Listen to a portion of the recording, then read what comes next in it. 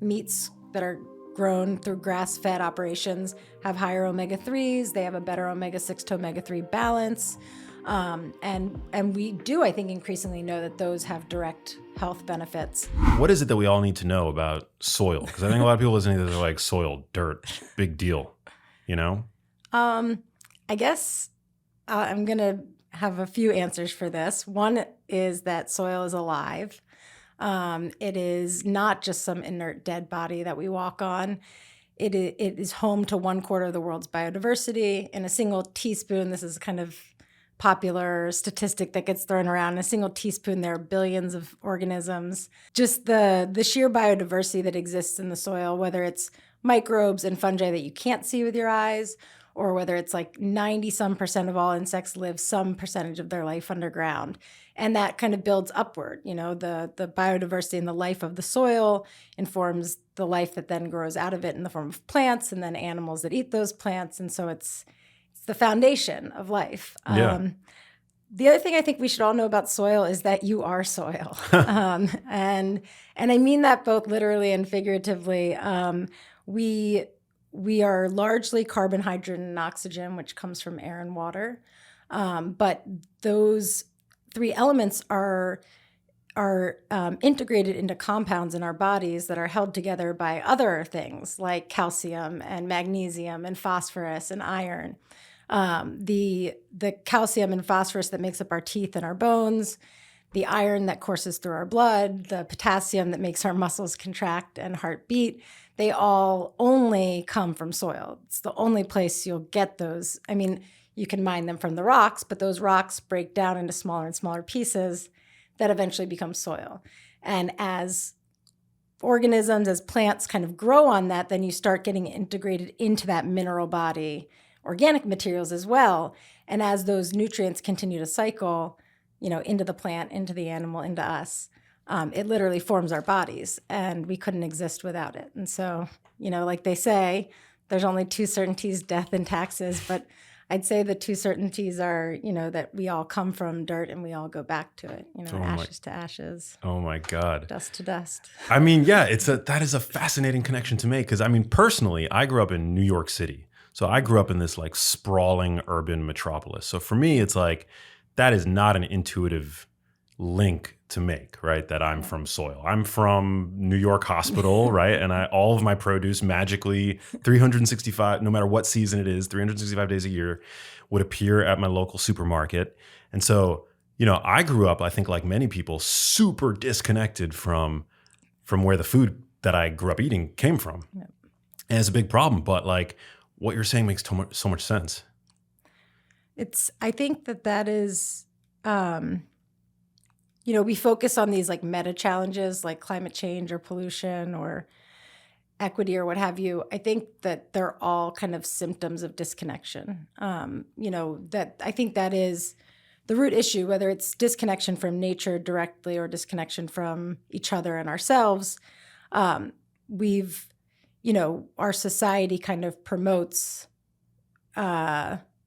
just by way of like the conditions that we're living in, kind of promotes disconnection in a way. And I think that a lot of folks, myself included, are starting to find a lot of healing in reconnecting to nature or to each other or to ourselves, whatever that might look like for you or what stage you are in your life that is the healing you need. But I think there's like this reoccurring theme around connection. Yeah, like returning to our roots. Yeah. There's this term going around online that I saw on like, I think it was like Twitter, where like it's now a thing to be trad, which stands for traditional. Oh, interesting. Have you seen this? No. So like there's like, there's, you know, this like certain influencers are now kind of like, you know, I guess promoting this like return to traditional values, whether it's through like traditional relationships or like eating more traditional food, which I would say is like probably my lane, you know, like eating foods that more closely resemble the kinds of foods that like our grandparents like would have consumed, not like the ultra processed, like packaged things that now like food-like products that now comprise so many of our diets. So yeah, I think it's super important. So like, Hashtag trad. Hashtag Is trad. that how it Yeah. works? Yeah. So soil health, like obviously we live in a time where, the food industrial complex is just like, I mean, there are benefits to it, obviously, like, as I mentioned, 365 days a year, I have access to like pineapple and kiwi and like all these tropical fruits and out of season fruits, right? But there's also like a dark side, I'm assuming, to that system. Yeah.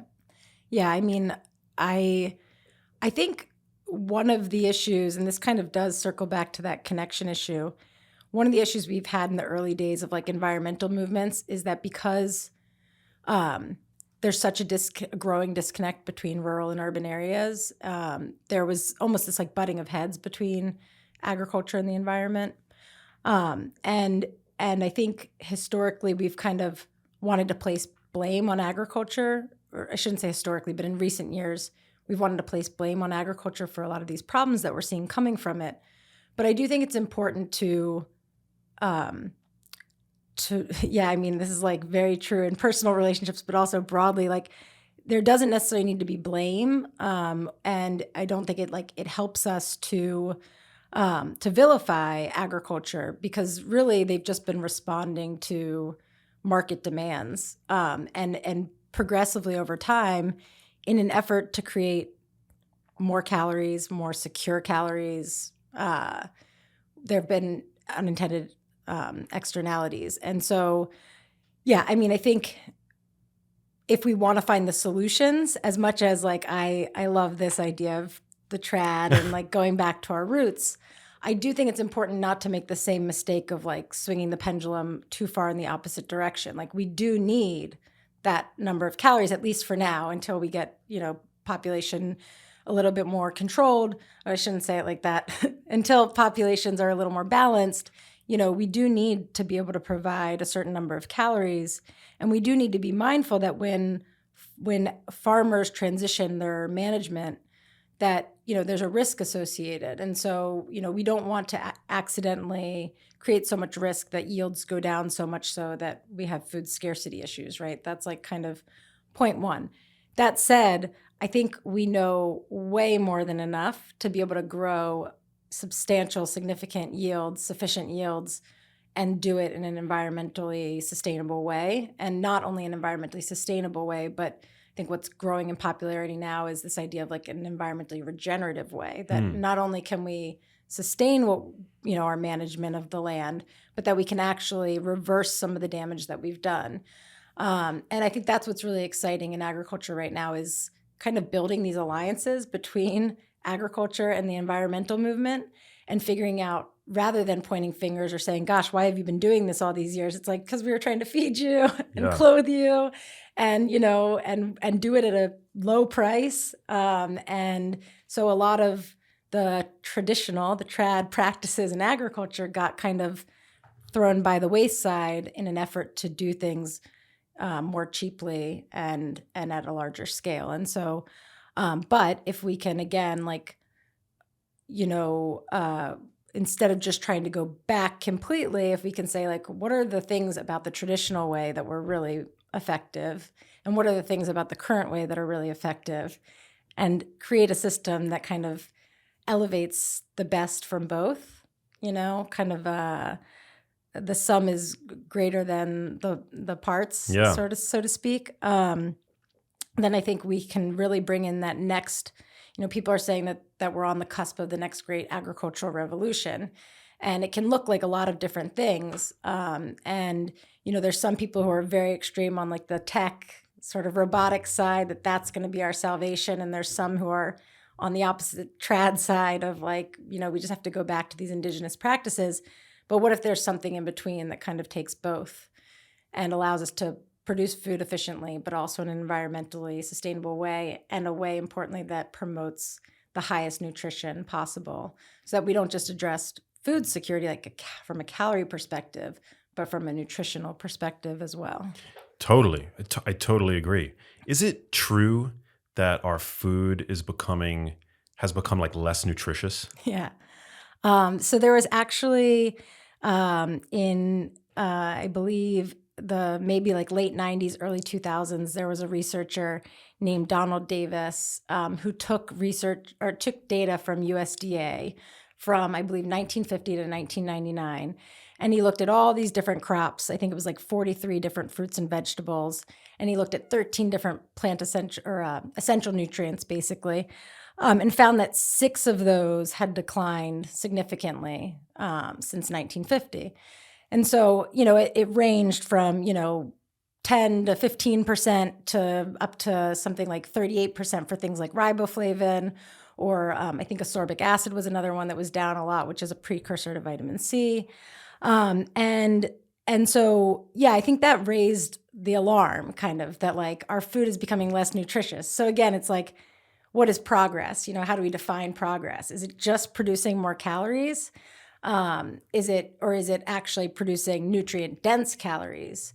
And so I think there's a lot of different perspectives on that. We don't fully know exactly why it's gone down so much. The main sort of ideas are genetics, like the way we've been breeding crops. We've been breeding for yield. And the kind of dark side of that is we've been breeding for water weight, because then you have more mass and you can sell more, you can make more money off of the product that you sell, right? Whoa. So, but as these plants are taking up, more water more rapidly, are they necessarily taking up the same number of nutrients that they would have if they were not bred this way?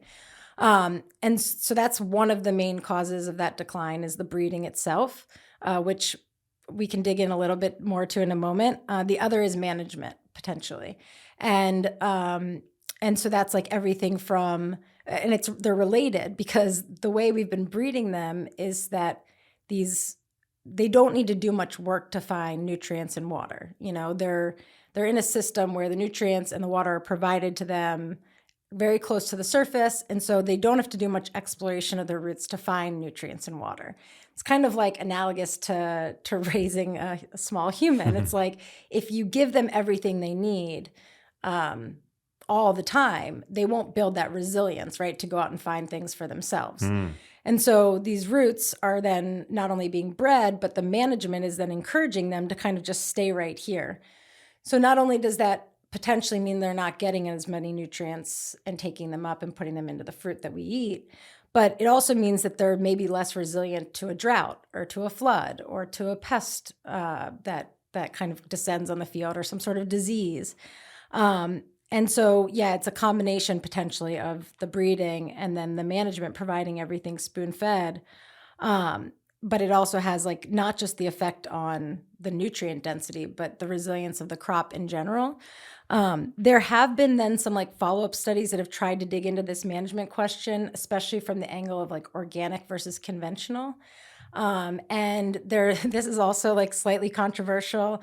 There was like a sort of landmark meta-analysis that came out, I think, in like 2009, and basically said, there's no difference between organic and conventional management in terms of nutrient density.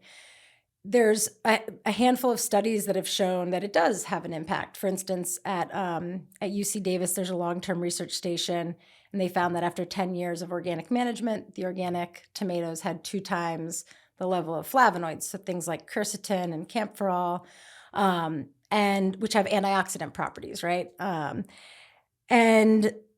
And so, yeah, it's kind of inconclusive. Some folks have found also for blueberries, for corn. There's been some great work out of the Rodale Institute looking at wheat and showing higher levels of either micronutrients or things like these antioxidants or sort of polyphenols. But I think one of the challenges with that organic conventional, and bringing this back to soils, because that's my bias, but one of the challenges with that approach, or even what that USDA researcher did, that kind of rang the alarm in the first place, is that we're not comparing apples to apples. We're saying like you're comparing apples to apples, but one of them might have grown in Washington State, and one of them may have grown in Maryland. And the nutrient density of those apples is going to be different, even if all else was the same. You use the same variety, the same management practices, everything. Just the fact that they're growing in different soils and different climates, they're going to have different nutrient profiles. Hmm. And so what's interesting to me and an exciting future area of research is on the same soils, looking at different management practices. So you've got the same soil, the same climate, the same genetics. Does the management show a difference? And I think if we zero in looking at it in that way, which there was just a study that came out from David Montgomery up in Washington State that did show that when you controlled for these things, that Davis study did the same thing. And so when you do control for soils, there are some examples of the management practices playing a difference. And Liz, the last thing I'll say on this, that said, we do need to rethink the genetics piece because we've been breeding for these like poor resilience, poor root structure plants that again favor yield rather than nutrient density. And so as we think about more regenerative management systems, we also need to think about breeding crops that thrive in those systems. Yeah. So wait, so from the standpoint of soil health, Yes. would you say, so you said just to close the loop, the organic versus conventional, there does seem to be a difference with regard to like organic farming practices? So the connection, and I think why a lot of these meta-analyses that have looked at organic versus conventional have been inconclusive is because they're not comparing the same soils. And it's really not, it's not just the management, it's also like the inherent variability of soils themselves.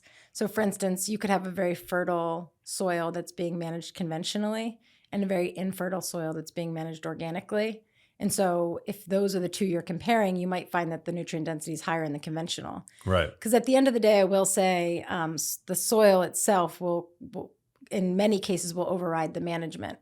But if you're talking about on a given plot of land, same soils, I think there is some evidence showing that the management can make a difference. And the reason for that is because, well, one of the main reasons for that is this idea of organic matter. So if you'll humor me to take a step back and give a little nerdy intro to soils. Please. Okay. We're here for it. Okay.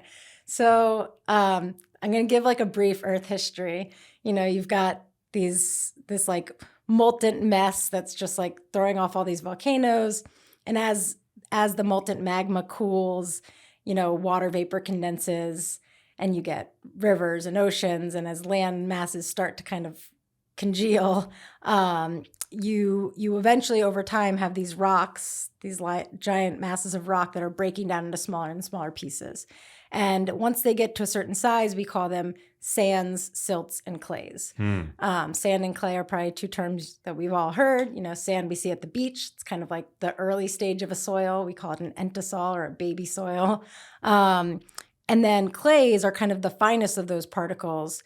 That's, you know, we all know clay from the aspect of pottery. We know that it's sticky.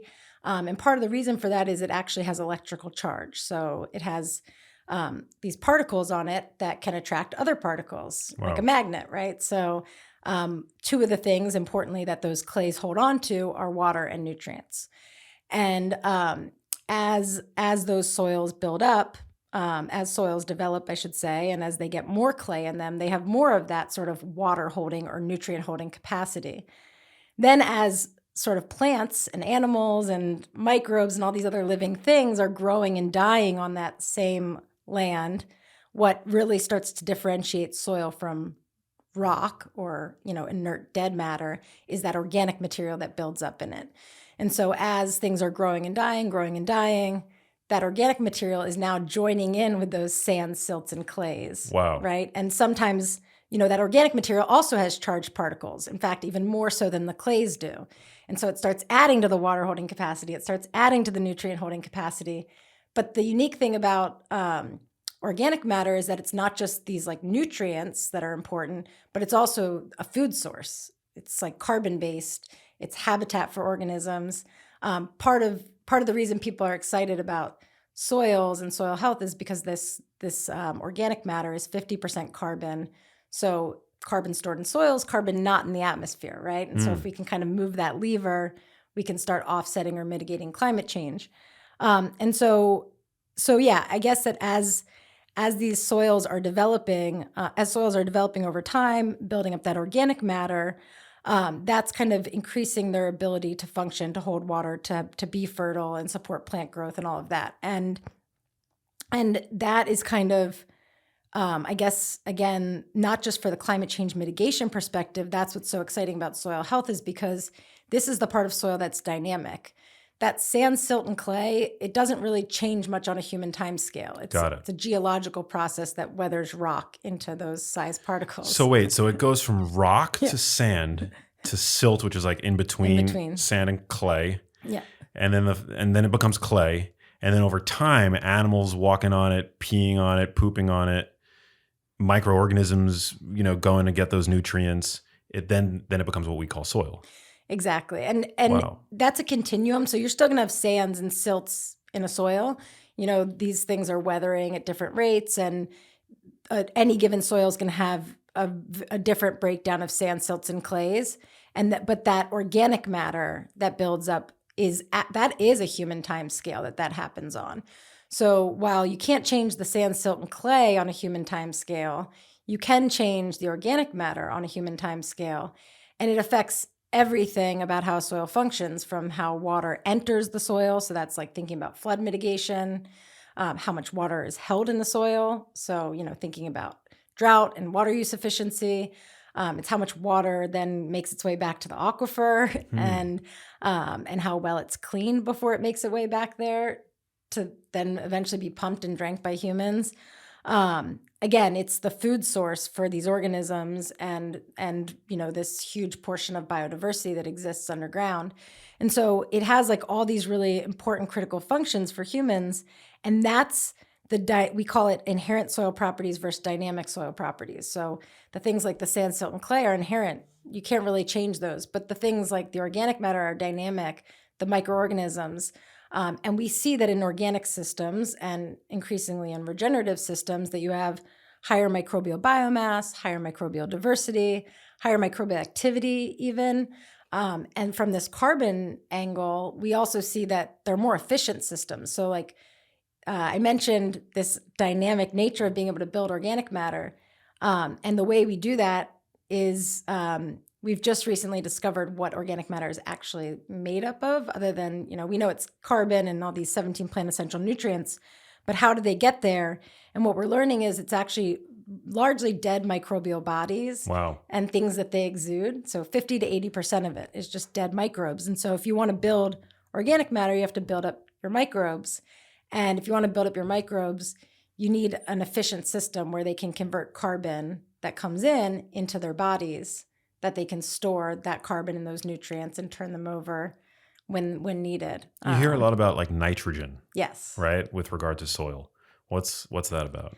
So, this is actually a really critical thing. And I think something that's often left out when we talk about the climate change mitigation potential of soils. If you want to build organic matter, it's not just about carbon. You also need nitrogen. So microbes have this, what they call a stoichiometric ratio. It's like the ratio of nutrients that they need to build their body. So carbon to nitrogen to phosphorus to sulfur. And if they don't have access to those nutrients, the nitrogen, phosphorus, sulfur, in the same amount that they have access to carbon, they can't store it in their biomass. They'll blow off the carbon or use it to do something else. And so, they'll expend energy doing work to go find those nutrients. So nitrogen's important not only from the plant fertility perspective and like making sure that there's enough nitrogen that plants can grow and we get sufficient yield, but also from the perspective of building organic matter. The other thing about nitrogen that gets left out a lot is that it's, so we think a lot increasingly about agriculture and soils as a way of mitigating climate change by storing carbon in this organic matter. But what we leave out is that the over application of fertilizers is actually a very large contributor to what's called N2O, nitrous oxide. And that is 300 times more potent of a greenhouse gas than CO2. And so one of the biggest things that we can do that's like a serious win-win is reduce the over-application of fertilizer, because there's actually like an exponential increase in N2O emissions as you go past what the plant needs. Wow. So, just not only does that reduce the N2O emissions if we get that application in check, but it reduces the cost to the grower. So like they don't want to throw out extra nitrogen if they don't have to. because it costs them money. They do it because the risk of yield loss is so like terrifying to them that they would rather just over apply. But as the tools get better and we understand more about what's needed in a given context, and we can dial in those applications, then we could seriously reduce this other nitrogen gas that's being emitted, that also contributes to climate change. But yeah, Wow. nitrogen is like it's an interesting one because it's so important, Well, obviously. when I hear nitrogen, I think, and correct me if I'm wrong or this is like an erroneous connection that I'm making, but like I think about amino acids, and like when we talk about, because I don't know anything about agriculture, but I know that like we want to stay in net positive nitrogen balance, right? If we're like Yes. on a fitness regimen, for example. Yep. And I know that like amino acids, like one of the things that they provide is like nitrogen. So is it like coming from the soil? Is that like a like decent connection to make? Same kind of thing. Yeah. I mean, so the reason why nitrogen fertilizer is, or whether that's in an organic or a synthetic form, the reason that's important in agriculture is because we're trying to produce certain yields, and plants need that nitrogen to build proteins for their own bodies, just Right. like Just you like or we I. do, yeah. And so Wow. it's really, it's not something that we can get around. Like I forget the statistic, but it's something crazy. Like 60 or 70% of the nitrogen in human bodies right now comes from synthetic fertilizer. Whoa. So like this kind of back to like what we've bred for, what we've selected for in the past, and like focusing on yield and having enough protein in our diets. It was well intended, but it had some negative side effects, right? Yeah. But yeah, it's something that has both allowed us to produce a lot more food and feed a lot more people, but has also led to all these negative consequences like eutrophication of waterways. So you've probably seen like these dead zones in the Gulf of Mexico, or like I mentioned, these N2O emissions contributing to climate change. And so it's just like, whether it's organic or synthetic fertilizer, figuring out exactly how much you actually need to apply and getting that in check is beneficial. It saves the grower money, but it also reduces like these environmental externalities. So what growing systems are less reliant on synthetic fertilizer? Yeah, I mean, that's one of the big distinctions with organic agriculture is that they can't use synthetic fertilizer actually. And so all of the sources come from manure or composted manure, or, there's also some unsustainable sources like bat guano or fish emulsion that end up getting used. But yeah, there's something that's been kind of exhibited in organic systems that they call a more tightly coupled nitrogen cycling. And so that's, again, kind of like threading this needle back to the organic matter. In synthetic systems, the nitrogen's coming from like a nitrate or ammonium, some like direct inorganic form of nitrogen that's been applied to the soil. Whereas in an organic system, it's being broken down from that organic matter, whether it's like the soil's organic matter that it was already there or some new form that's been added like a compost or a manure. And so the reason they call it more tightly coupled is because the microbes are mediating that release in kind of a symbiosis with the plants, things that we're just beginning to understand how the plant communicates and sends signals to the microbes. But essentially, the idea is that nitrogen is being stored in those microbial bodies or in that organic matter, and it's being released when the plant needs it and then being taken up. So there's less just sitting around in the soil, potentially turning into N2O as a greenhouse gas or nitrate that leaches to our groundwater. And so, yeah, I think like looking at more organic forms of fertilizers can help us to do that. But also for those who are using synthetic, just dialing in, they call it the 4 R's, the right place, the right source, the right rate, and the right time. So that there is less sitting around freely to be lost. Interesting. So it's just like, because they kind of use it currently like more like a blunt tool. Exactly. It's like just apply a bunch, apply more than you need so that worst case scenario, you still get the yield you want. Wow. That's becoming less prevalent as fertilizer prices go up, because there's less leeway to just throw it out willy-nilly. I mean, it makes sense. Like I've always kind of erred towards the side of organic, just because, in so doing, I feel like I'm reducing my the exposure that I get Yeah. to synthetic, petroleum based pesticides and things like Yeah. that, that to me is enough of a Yeah. reason. But then everything you were saying about how, these plants, like, they're less stressed, they develop less of these like polyphenol Yeah. compounds. I mean, but some will hear that and say, well, they're not, polyphenols aren't essential, and we haven't been able to quantify the effect in totality that they have on human health, right? Yep. Like, they're not essential vitamins or minerals, so what's the big deal? But increasingly, we're exposed to more oxidizing agents in the environment. So, just to go back to this sort of like electrically charged sort of idea, there's we call them free radicals or what have you, but there's compounds that are unstable and they're electron thieves basically. I mean, if we think about everything, soil and ourselves included as these electrical systems, electrical bodies, um, you know, we want to be energized, right? And the free radicals essentially are pulling electrons from other places in your body and possibly making those unstable compounds that then steal electrons from something else. And the beauty is, even though maybe, it's going to be hard to fully study the impact of antioxidants and polyphenols in the diet, and they directly make those connections, we do know that we're exposed more and more to things that have an oxidizing effect. Oxidizing is the loss of electrons, right? Um, and so and so it does make sense that having these compounds in our diet that can, give away those electrons to the free radicals without becoming unstable compounds themselves and repeating that cycle.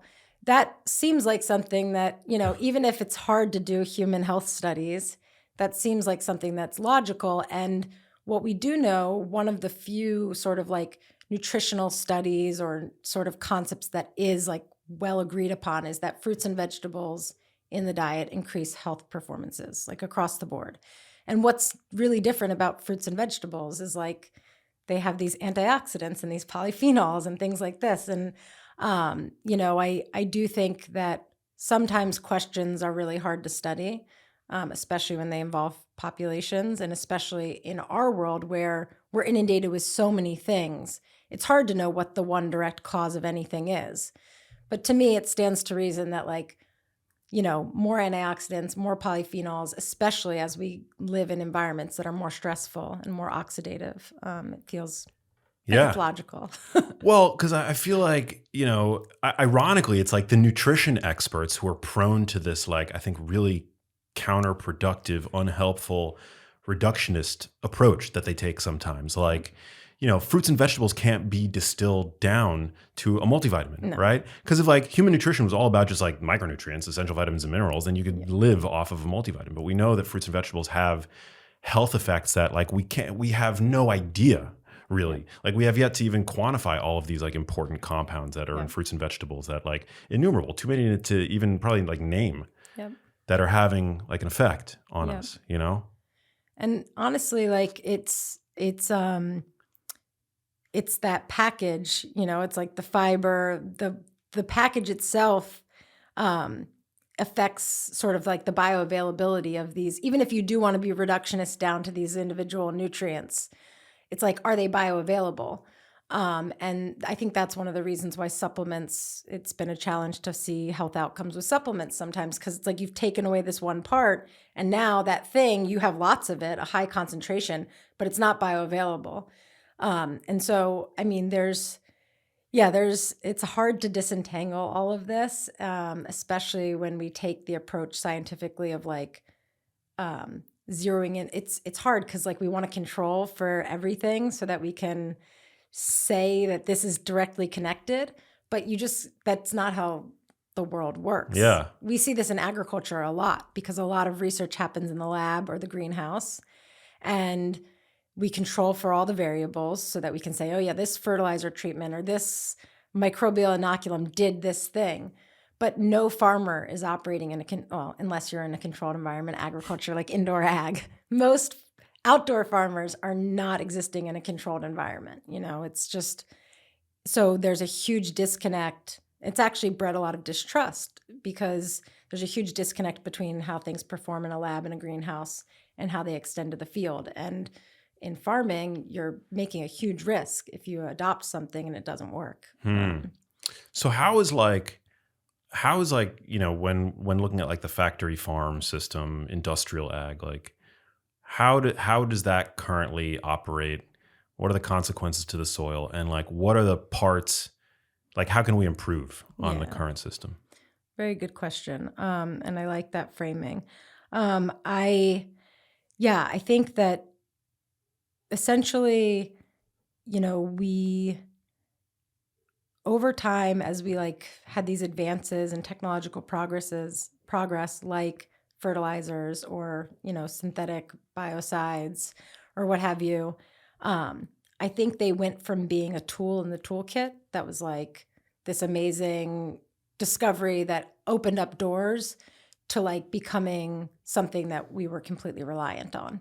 And I think that even myself, as someone who like came into this space very gung ho about organic and, wanting to just like project that onto everyone, I've realized that it's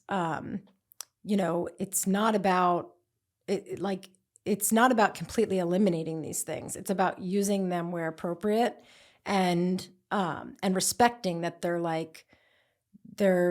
they're a they're a gift for extreme circumstances. Like if you have a huge pathogen outbreak and you need to prevent it from spreading to all your neighbors, that's like the time and the place. It's kind of like back to what I was saying about my pharmaceutical job. Like antibiotics might be really great if you have a serious bacterial infection and you've tried everything else and you just need to get rid of this thing. But if it's not a bacterial infection, if it's viral, in fact, and I give it to you as a doctor just because you're going to feel better about it, I'm just helping breed antibiotic resistance. I'm and not doing and wiping out your microbiome in a way that's not going to actually help the problem.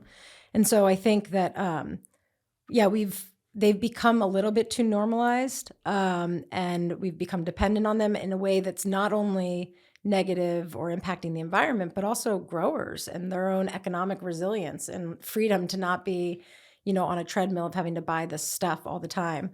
Um, I think that there's also like a bit of we moved into monoculture because it was like that's how we were able to scale. And what is that exactly? So monoculture is like when you grow one thing on a broad swath of land. And the reason that it's like considered bad is because, it reduces biological diversity in that specific swath of land.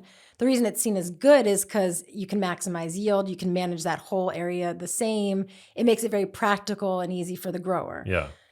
But not to be too much of a techie, but like now, we're looking at like robotic harvesters and all these things that could allow us to rethink what is considered scalable and efficient for managing agricultural landscapes.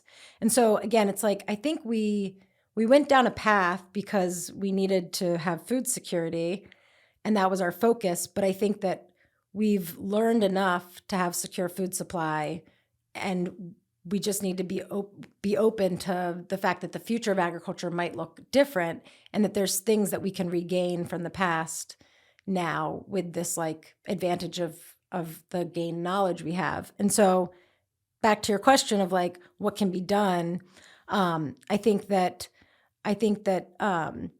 there's a lot of opportunity to make change right now because you have a lot of stakeholders interested at the table. But I think we need to like listen to each other and be open, and find compromise. But I think if we can bring together people from agriculture, the environment, people from industry, people from policy, and create more enabling mechanisms for growers to implement more soil health or regenerative practices, I think there's a willingness from the farmer perspective, because we can debate all day the causes of climate change and it won't really get us anywhere. We can debate whether climate change is really even happening and it won't get us anywhere.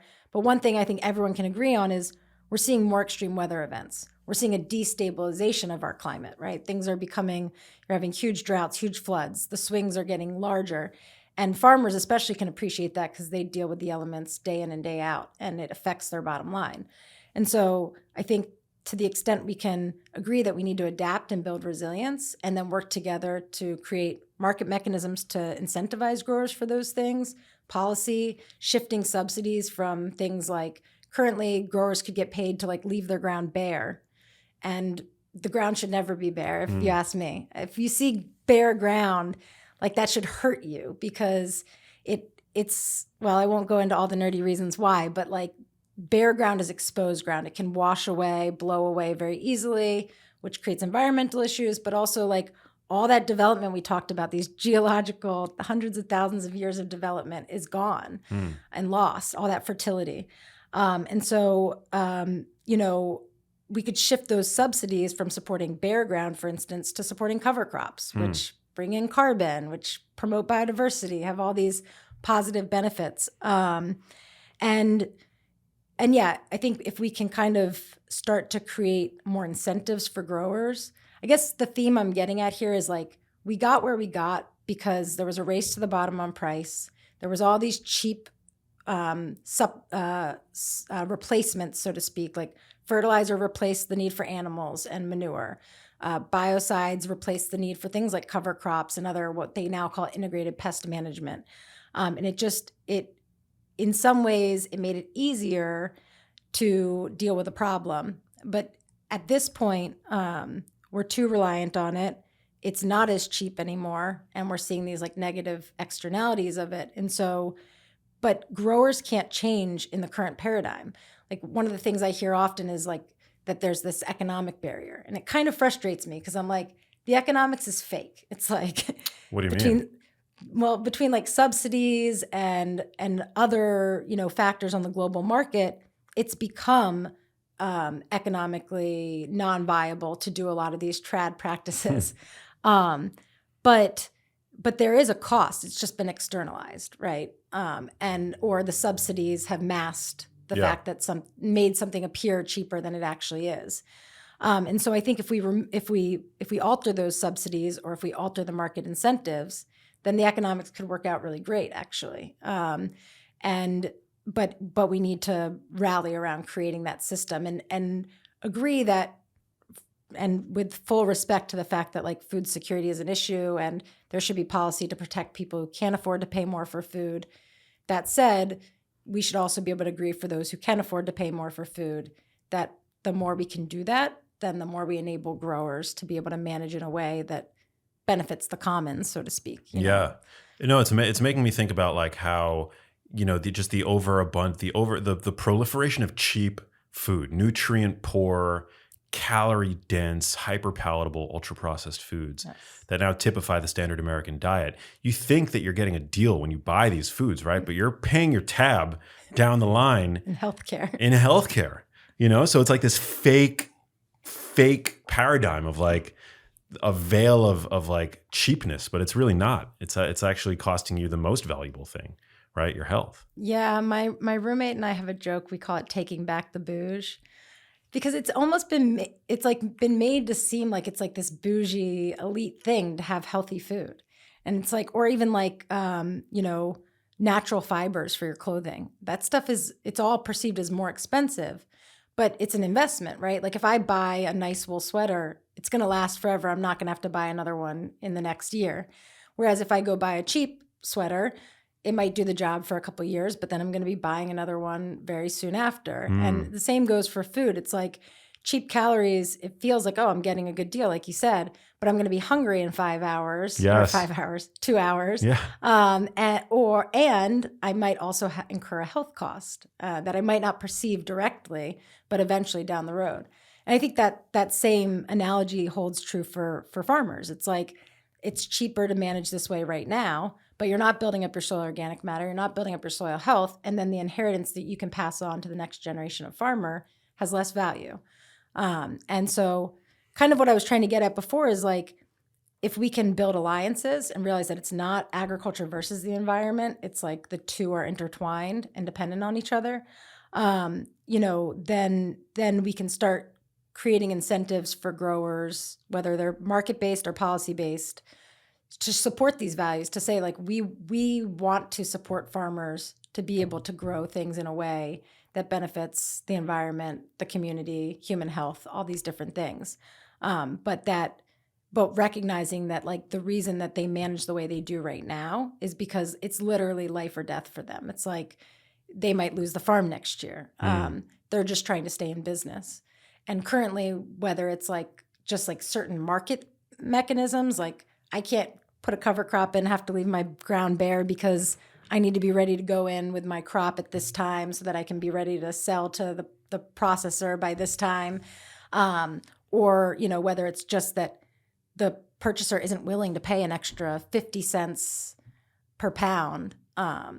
It's at the end of the day, for the grower, it does come down to economics, that it's just not only is there like a cost to transition to these practices, but there's a risk associated in that transition period. And for them, their margins are too small. I think it used to be like, and actually still at farmers markets, growers get about 90 cents on the dollar. And in supermarkets today, it's about 14 cents. Oh, wow. Yeah.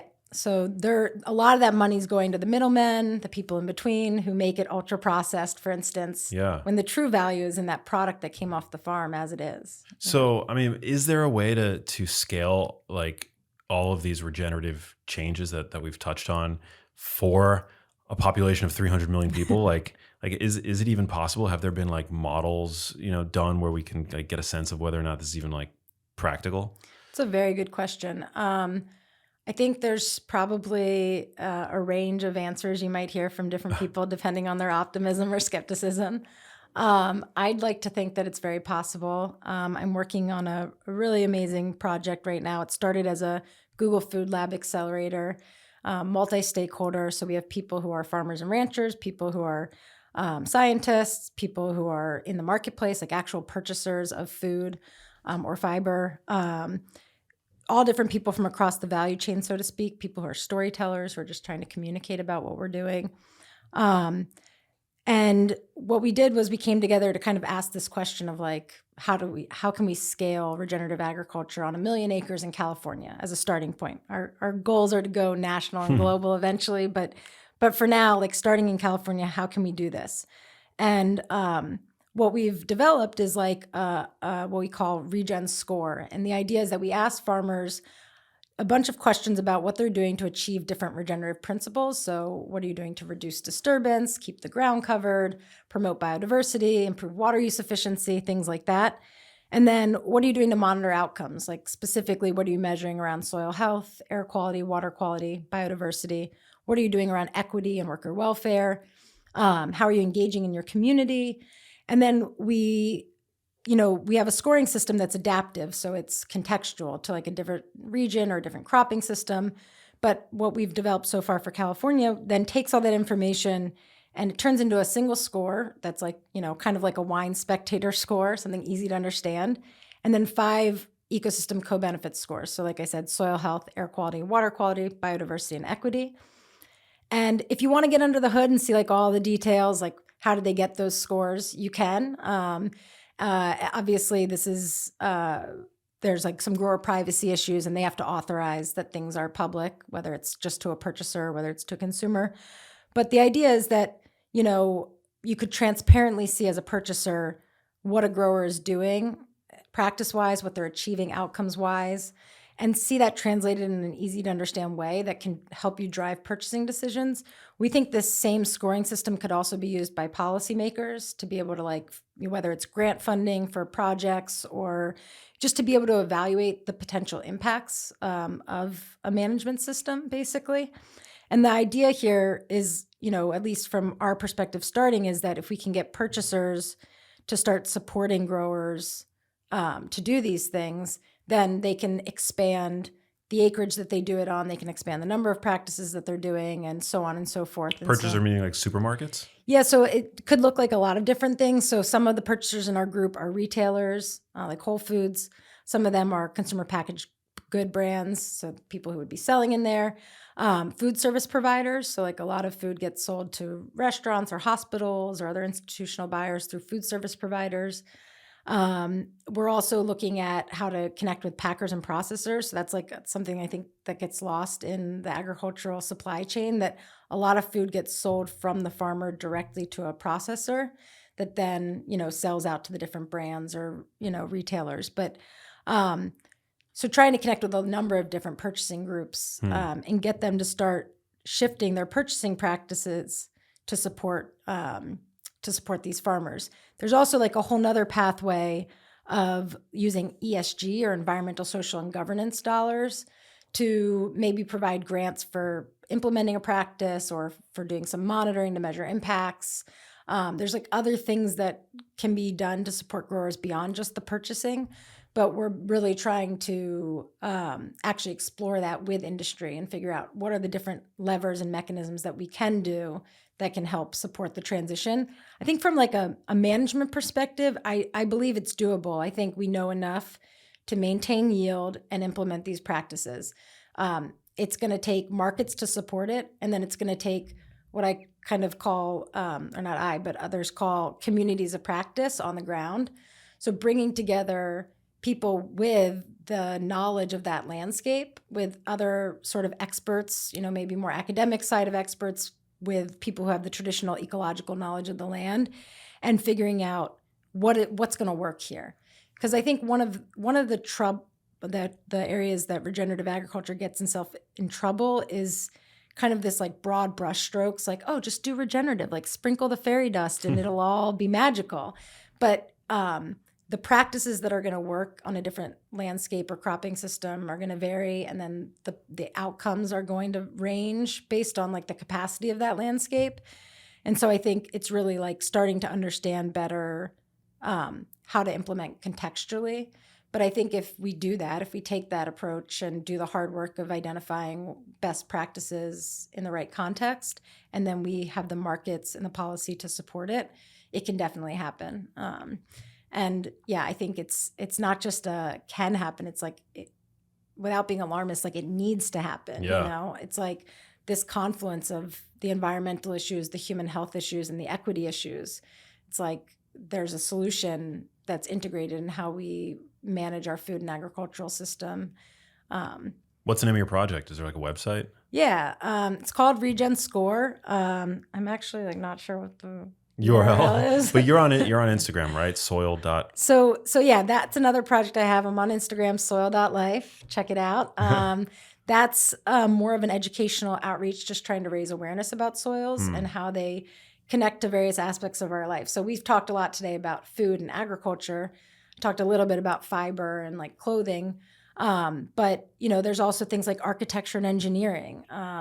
Something that's another health concern that's growing is like the air quality of the built environment, right? Like not just the air quality, but the microbiome even of it. And how like these volatile organic compounds that are prevalent in a lot of things like paints that, are affecting our health in our living environment. Oh yeah. Like sick building syndrome is actually a thing. Oh, whoa. Yeah. I've never heard that. Yeah. Sick, but yeah, people just get like, it's just the totality of like exposures that your average person today is confronted with, whether it's like these VOCs or, phthalates and like the fragrances that they're, and then the parabens that they're slathering on their skin and the processed additives from from the food supply. Yep. Yeah. It's just like a never ending barrage. Inundated. Yeah. Inundated. Yep.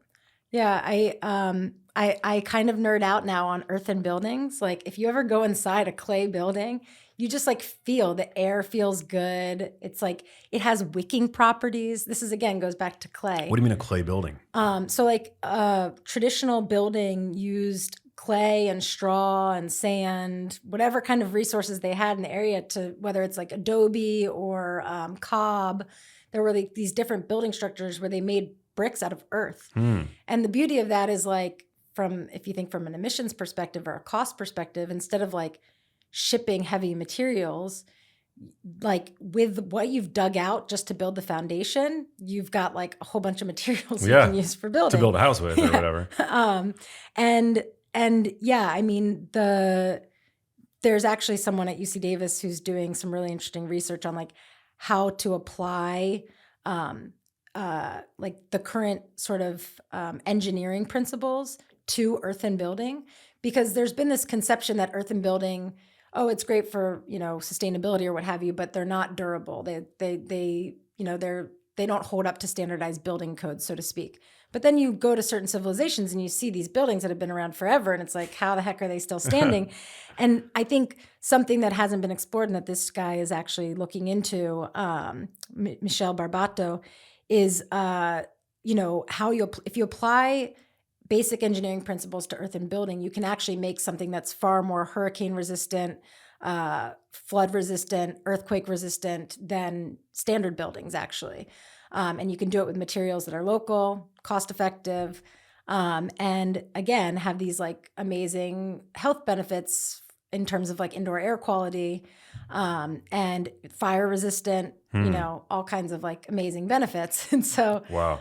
but yeah, so there's architecture and engineering. There's also, just water quality, how soils connect to both the filtration of water and the holding of water. More water moves through soils than all the rivers in the world. So it's like, and it cleans it as it moves through. And so, and then also like pharmaceuticals, medicine. Not only do most of our medicines still come from some sort of plant-based source, but again, antibiotics, like they've largely all been discovered in soil, because in the soil, it's a dog-eat-dog environment for microbes, and they're producing these compounds to fight each other, Well, basically. penicillin, right, was first identified Exactly. on like, where was it first? Well, it was like mold, right? Yeah, yeah. I thought of, my brain went to Teenage Mutant Ninja Turtles, the movie. When I was a kid, they found it growing on pizza or whatever. And but yeah, I don't actually know where but that was where it originated from. Like, Yep. We get there's a lot of pharmaceuticals that derive from like plant compounds. Exactly.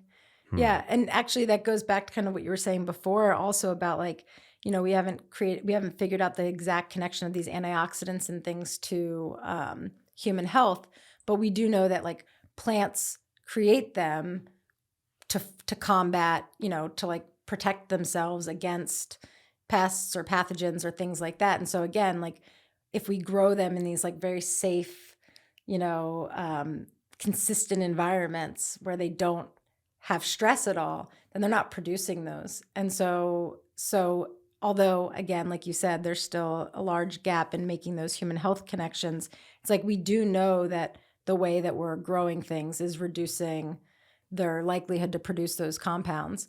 And it's not just about the nutrient density and like the human health perspective.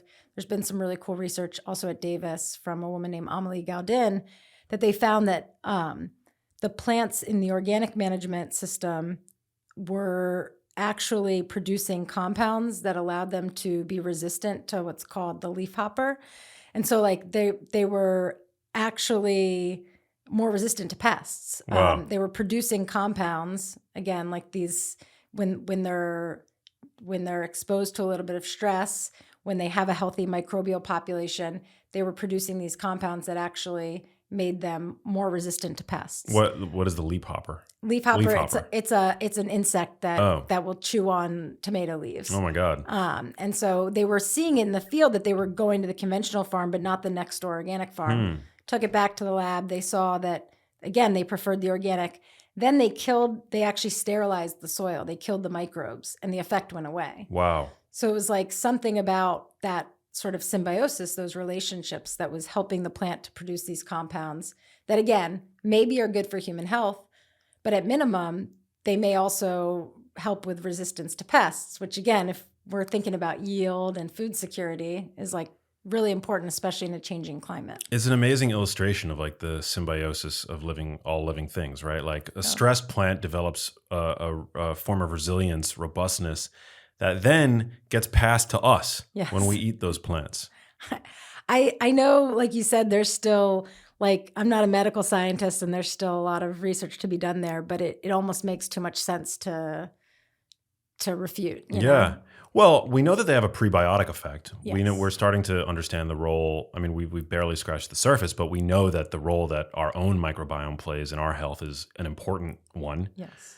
And I think it was, I don't know what year, but it was recently that the Academy of Nutrition and Dietetics made a recommendation for flavonoids. Oh, interesting. Or flavanols, which are like, these compounds, right? These like Yeah. plant defense compounds, which are not essential. Yeah. But it's like we're starting to see, like carotenoids, for example, Yes. right? Carotenoids, we know, I don't think they're technically not essential, but we know that they can help us prevent age-related macular degeneration, and we're starting to see the role that they play in brain health. Yes. So it's like, yeah, I mean, they might not be essential. You might not find them in multivitamins, but Yep. they're an integral part of like fruits and vegetables, foods that we know are beneficial to human health. Yeah.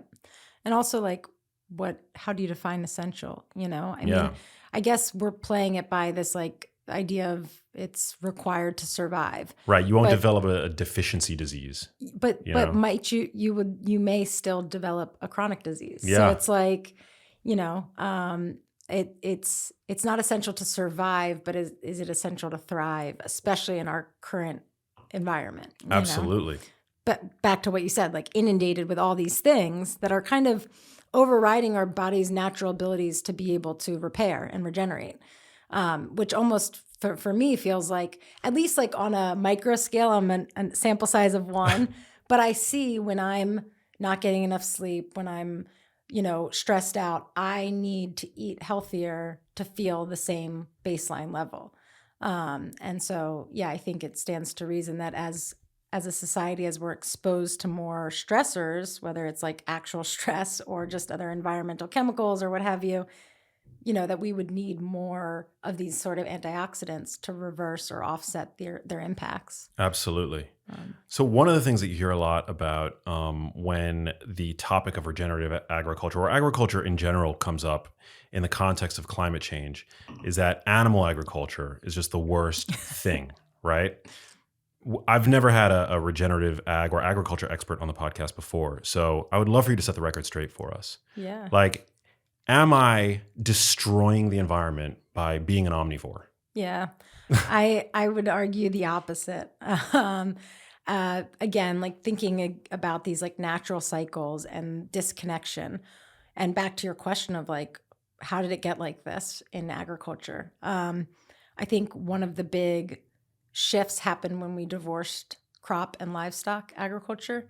And I just want to give a disclaimer that like not every farmer wants to be a rancher. Not every farmer wants the responsibility of managing a flock. Like it's not a small thing.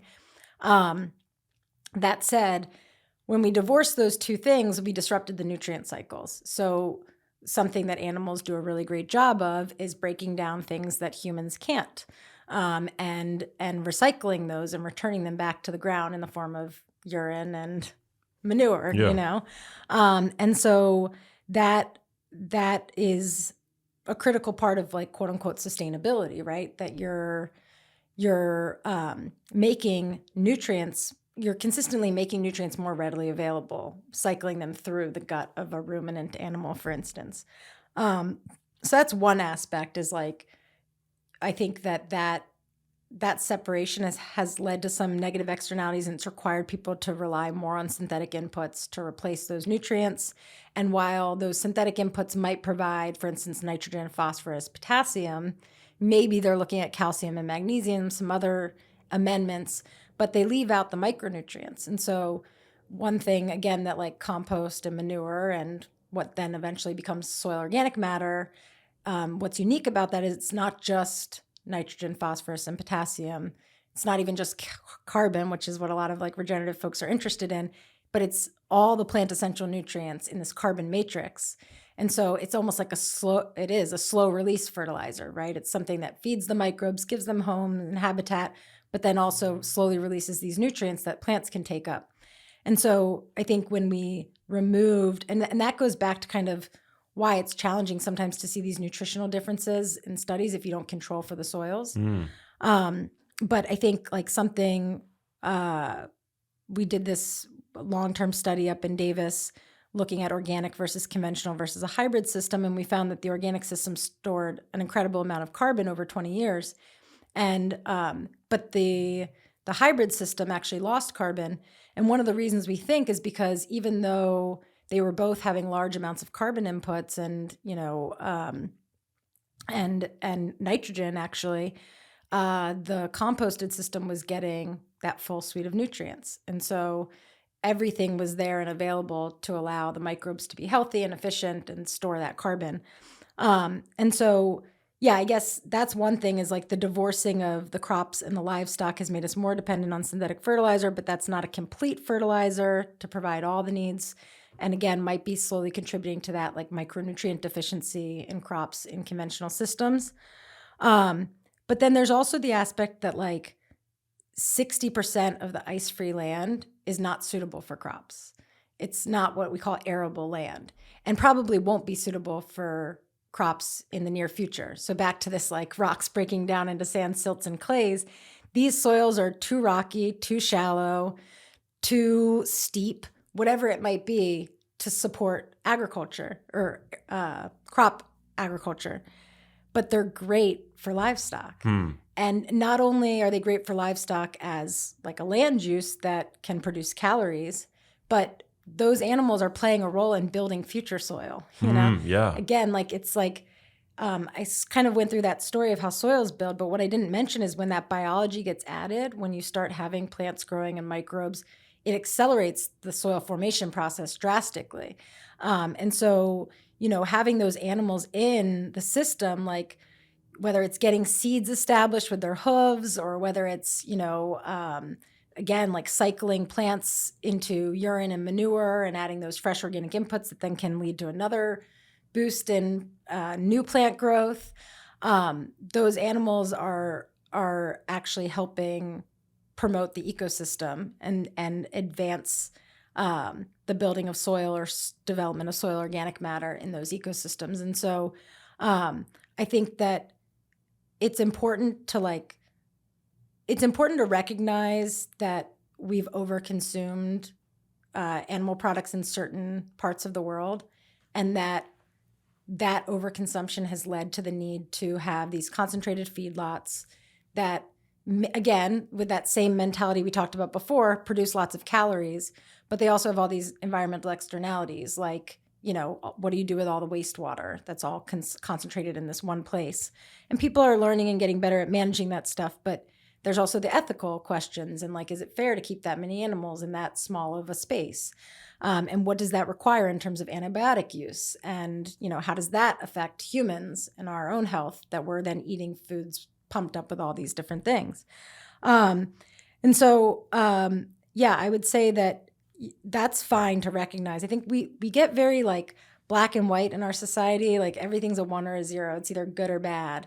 And I think things are more of a spectrum. And it's like we can acknowledge that that maybe there was overconsumption that led to concentrated feed operations that have had negative consequences and even produced kind of poor quality meat in some instances. That is one thing where there is a lot more clarity on the nutrient density, that meats that are grown through grass-fed operations have higher omega-3s. They have a better omega-6 to omega-3 balance. And we do, I think, increasingly know that those have direct health benefits. And I would argue with my own bias that it just doesn't taste as good even as grass-fed beef. I think we can acknowledge that, and then we can also acknowledge that that animals are a critical part of the natural environment, and that some of the removal of animals from the natural environment has actually been the cause of a lot of environmental challenges we face, whether it's, again, like removing them from the ag system and needing to rely on synthetic substitutes, or whether it's, removing them from landscapes, like over hunting big game, and then, you know, not having those as like critical components in grassland ecosystems, which store a lot of carbon actually in their soils. And so, yeah, I mean, I think I have full respect for people. I think I told you I was a vegan for 6 years. Yeah, you told me you had seen What the Health, and Yeah. like you watched Cowspiracy, and like It was Forks Over Knives at Forks that Over time. Knives. This is pre-Cowspiracy. But yeah, I completely went off it. I love animals. I read an amazing book by a guy named Peter Singer that talked about sentience of beings, and what that it's not about equality, it's about equal opportunity.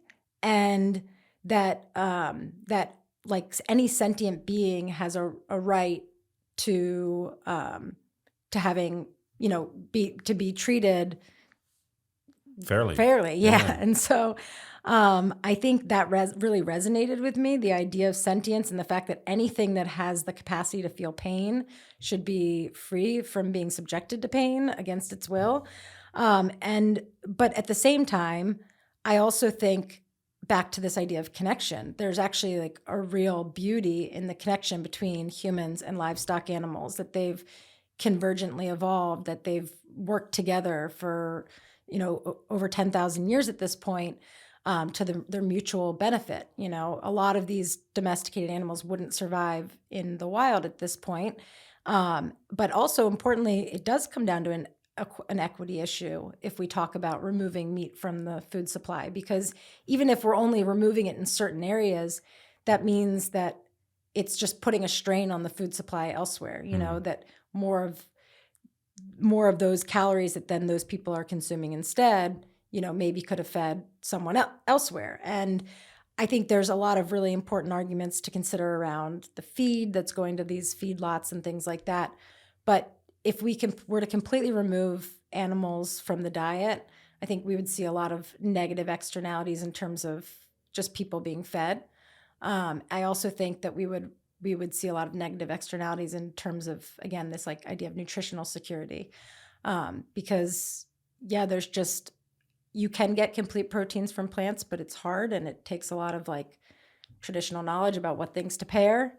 It's definitely hard. It's definitely And Americans are largely already on plant-based diets. Yeah. I mean, American diets are 60% by calories, ultra-processed foods, which are primarily comprised of corn, wheat, rice, soy. Yep. So it's like you further dilute the food supply of protein, of the highly bioavailable micronutrients found in foods like red meat. You don't have to eat red meat, but Sure. like fish, poultry. To me, that seems like a hypothetical. Yep. And we, probably an experiment that would yield disastrous results. Yeah. And I think back to your question of like, how do we scale this regenerative? Like, is it possible? I think without integrating animals, I don't think it is. I think where would the fertility come from? We wouldn't be able to cycle the fertility rapidly enough in agricultural systems to get the yield that we need without reintegrating animals. What about, I wish I had like all the cowspiracy talking points in front of me, but like, because I love to play devil's advocate even to my own biases. Like, I feel like some in the plant-based community would say like, you can't, it requires way more land. You couldn't scale, regenerative grass-fed, grass-finished beef. Yep. And all the, terrible agriculture monocropping that we're currently doing is really, most of it is to feed, the factory farm meat. Yep. Yeah. I think that both, obviously it matters considering like the context of the land and what you do on it. But I think to the extent that we can continue to maximize marginal lands for animal production, and so those are the 60% of ice-free land that is not arable or suitable for crops. Throw some cows on that land. And there's plenty of it that's currently not being grazed effectively, including like a lot of BLM land that's like, a lot of grazing does happen on BLM land, but there's plenty of land that What does that stand for? Sorry, Bureau of Land Management. Oh, yeah. So land that the U.S. government owns and manages, could be used for more regenerative grazing operations. So it's like land that's like a huge swath of land in the United States. Huge swath of land. Currently unused? Not unused. There is some grazing that happens on Bureau of Land Management land, but again, there's areas that aren't being used as effectively as they could, or areas where they could be integrating regenerative grazing and possibly hypothetically turning that land into like carbon sinks. Exactly. And so it's a win-win for state investment or federal investment, because it's like you're improving that land and achieving environmental outcomes, but you're also building food security. Wow. I think there's also, just again, like I was saying about integrating livestock into cropping systems, and again, not burdening a grower and forcing them to be an animal steward if they don't want to. But there's a lot of really cool programs. Like there's a woman in Ojai that is, she's a contract grazier. She'll whether it's like fire mitigation, like state contracts to go and graze in forests to thin them and prevent the risk of wildfires. But then also that's feeding and bulking up her animals, that then can be sold for consumption. And so, integrating livestock both in that sort of land management, but also her being able to bring her flock into an orchard to graze down a cover crop. And it's like this mutually beneficial thing where the grower gets the termination of their cover crop, like, because otherwise they might need to bring a tractor in and labor to do that. The animals can take care of it. They drop their feces and their urine. She gets bulked up animals. And so I think more of that sort of integration of animals back into cropping systems could also increase our livestock production without, needing new land, so to speak, to do it on. I also, though, do think that there's probably, I actually am checking myself after you said that about we are largely plant-based when I was saying overconsumption of meat. I just think it's maybe overconsumption of poor quality meat. But, I think there probably is a reality of needing CAFOs in some regard if we're going to maintain the current level of animal consumption. But how can we do that better if we're going to keep those? Alternatively, if you were to remove those things, like you said, you could grow different things or even graze animals on the land that's currently being used to grow their feed.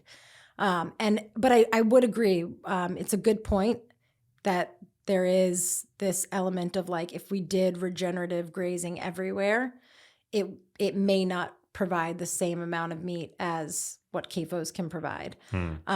There are trade-offs there of, you get more production in those systems, but you also have more externalities and poorer quality generally. There's some operations that are doing a really good job of like they grass feed the animals. In fact, a lot of them grass feed the animals in the beginning. Right. And then they just bring them in to finish.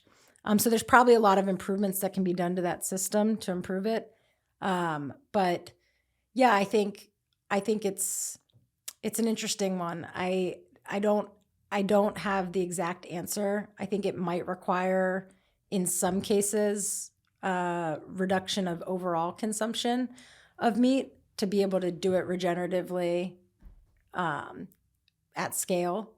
I just want to be honest about that, I guess. No, yeah, but it's like gray. Like, It's gray. Like you've said about, like you've alluded to for pretty much every issue. It's a weird thing because like, when you have a platform, like, and I'm primarily concerned with my listeners' health. Like, I'm, and obviously everything is connected. I'm aware of that. But, Sure. but it's like, for your average person living in a food desert who doesn't have access to pristine quality grass-fed, grass-finished beef, like, are you going to say that factory farmed meat is something that they should be totally off limits? Like, it's still a highly in my opinion, it's a highly nutrient dense food. Yeah.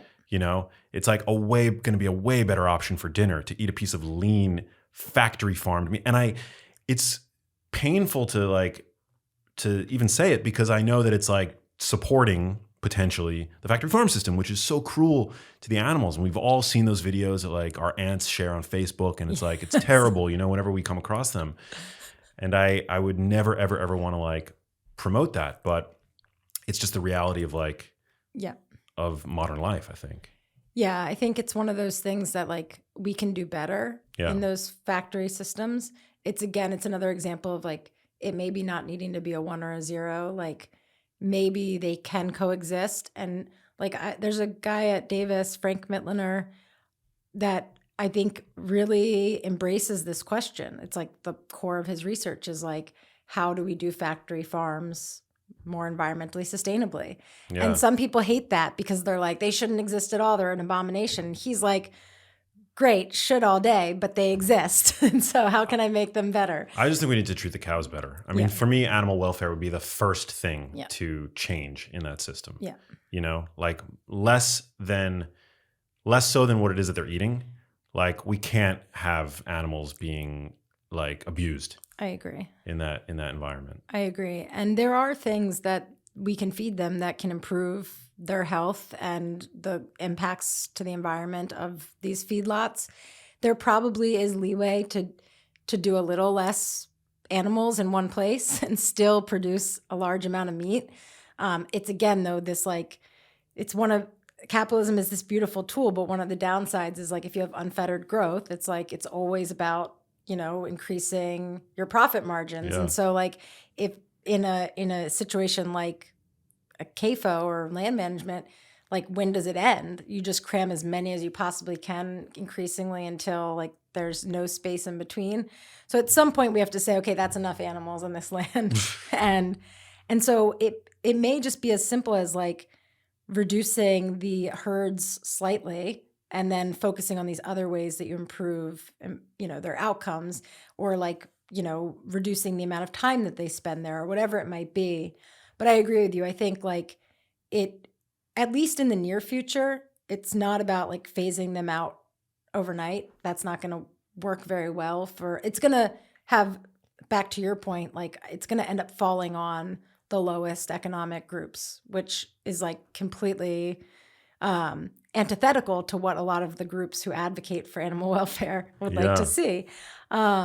So I feel like it's, improving them as much as you can, getting as much regenerative grazing going on as possible, integrating more animals into cropping systems. And over time, as we're able to produce animal product from different settings than just CAFOs, maybe that will reduce the pressure on CAFOs to have such large herds. And again, like I said, we can be improving the outcomes of what is being produced there. But I would have to say I'd agree with you that if a person has to choose between, a CAFO raised piece of meat and ultra processed like chips or fruit snacks, like it's kind of a no-brainer.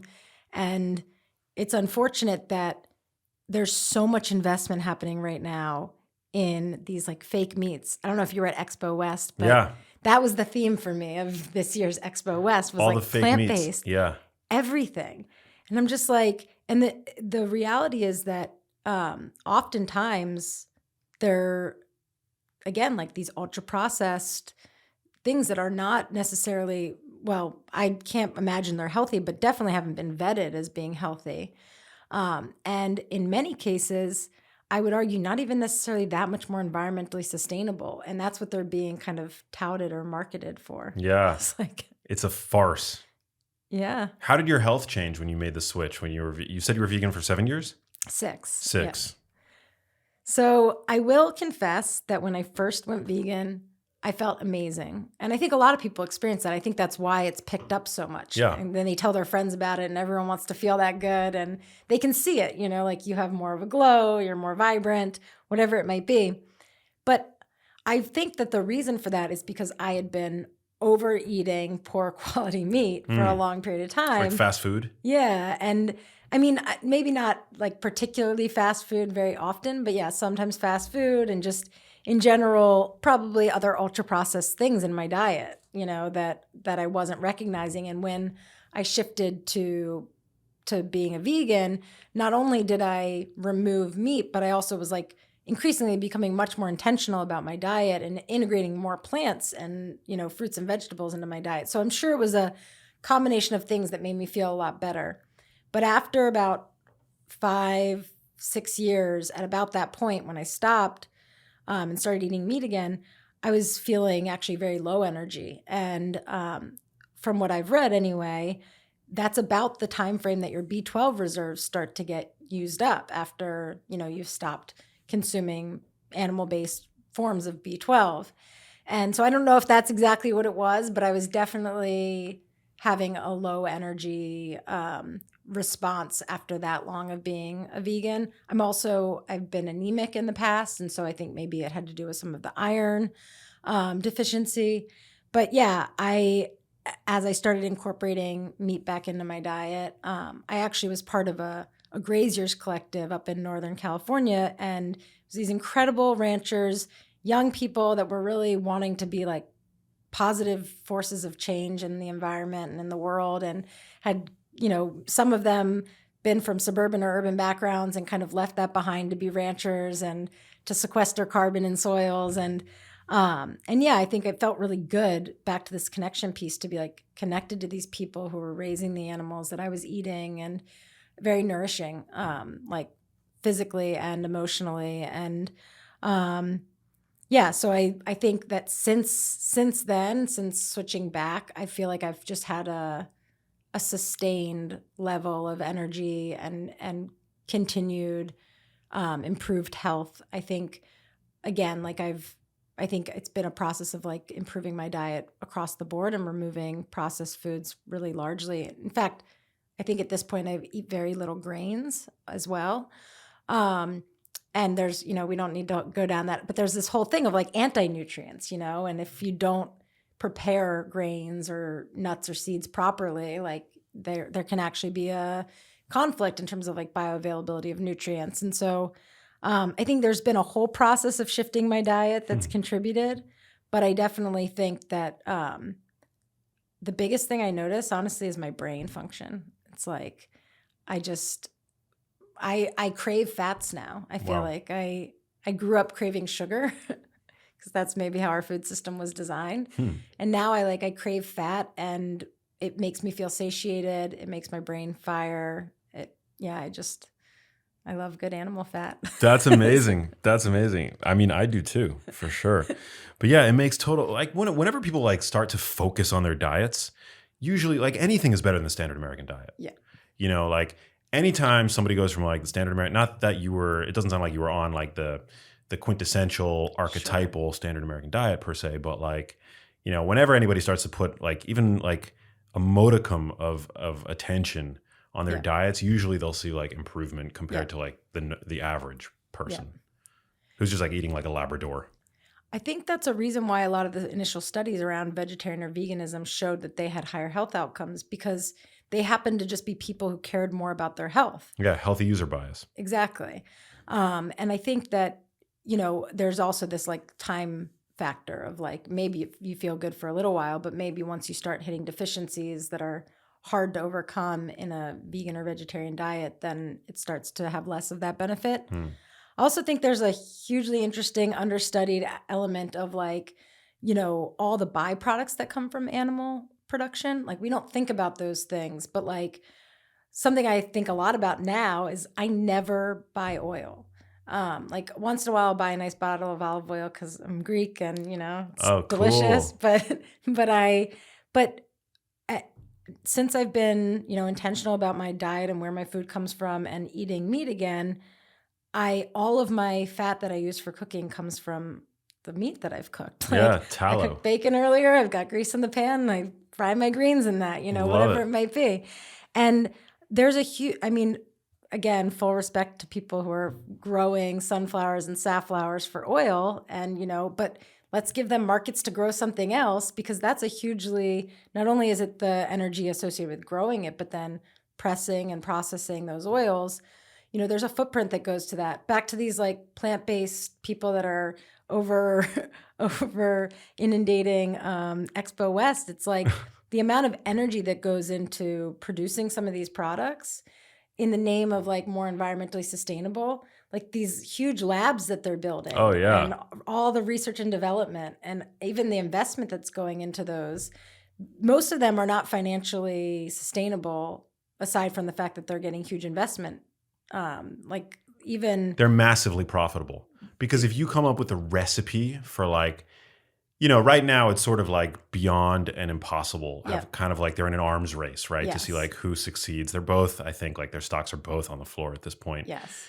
After the initial novelty wore off, but now it's like, okay, who's going to come up with like the best, most widely adopted plant-based fish? Yes. Plant-based. And if you are that company, that's like billions of dollars, like the margins. IP. Yeah, because of the IP and because they're cheap to produce. Yep.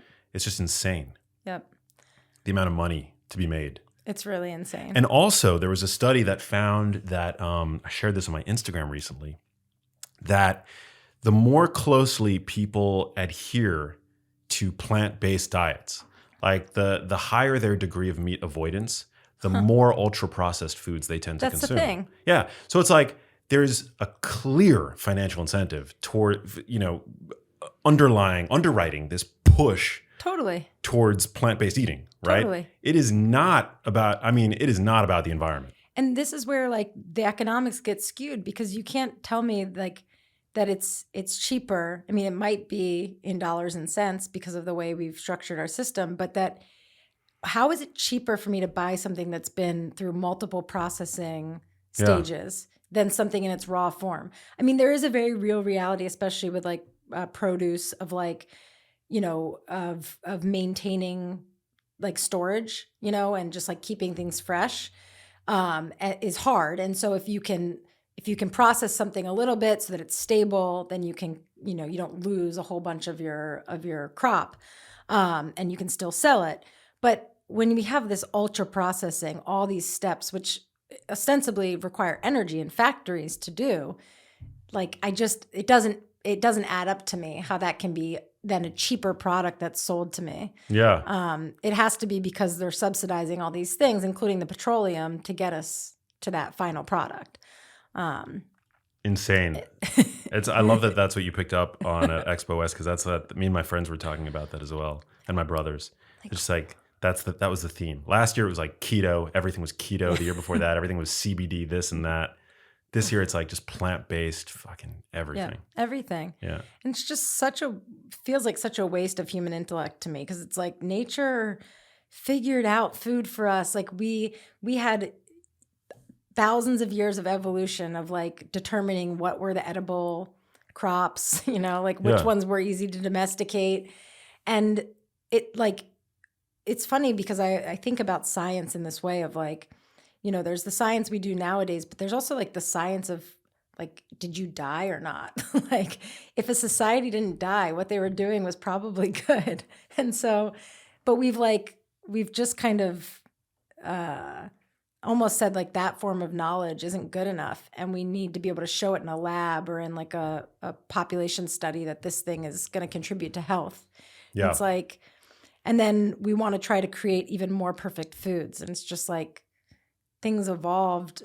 We determined which crops were best for our consumption over thousands of years of studying, of trial and error. And Well, yeah. I mean, I had this, my friend Callie Means on the show, and he brought up a fantastic point that we have this like industry of expertise, so you have all these people who spend innumerable dollars to get these fancy degrees. I mean, like obviously you're somebody with an expertise, and we need experts, but there's like a double-edged sword aspect to there it, is. right?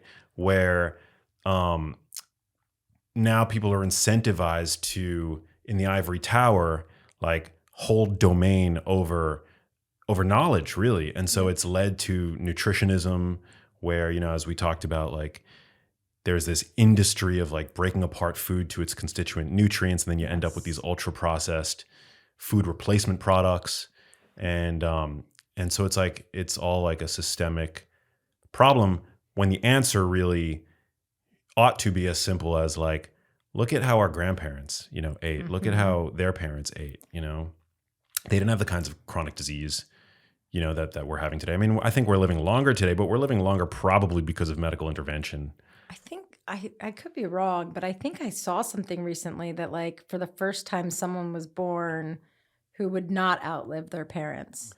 Yeah. Or not outlive, but like Yeah. live longer than their parents. So Yeah. we may have actually, I could be wrong, don't quote Reverse me on this, that. but we might have turned a corner on that Oh, no. actually, unfortunately.